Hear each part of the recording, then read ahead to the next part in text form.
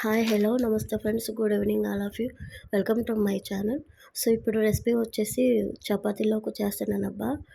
ఇది కూడా దొండకాయ కర్రీ అనమాట, ఫ్రై అయితే కాదు.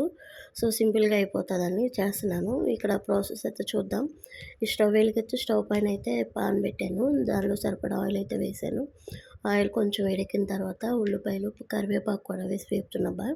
ఇక్కడైతే నేను పచ్చిమిరకాయలు అయితే వేయలేదు. సో కొంచెం ఆనియన్స్ వేగిన తర్వాత ఇక్కడొచ్చి నేను కట్ చేసుకున్న దొండకాయలు అయితే ఉన్నాయి కదా, అవైతే వేసాను. సో అవి కూడా మంచిగా వేగాల నూనెలోనే.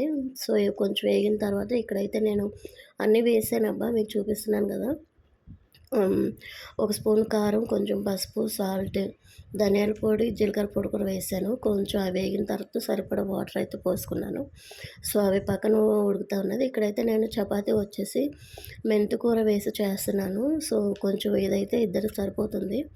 ఇక్కడైతే నేను కలిపేసి పక్కన పెట్టుకున్నాను. సో ఇక్కడైతే నేను మెంతికూరతో చపాతీలు కూడా చేశానబ్బా.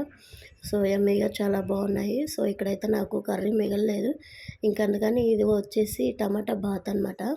నేను బిర్యానీలోకి చేశాను. ఒకసారి మీరు అది కూడా చూడండి. నచ్చితే కనుక సబ్స్క్రైబ్ చేయడం మర్చిపోకండి friends. Thank you for watching. Thank you guys. Bye.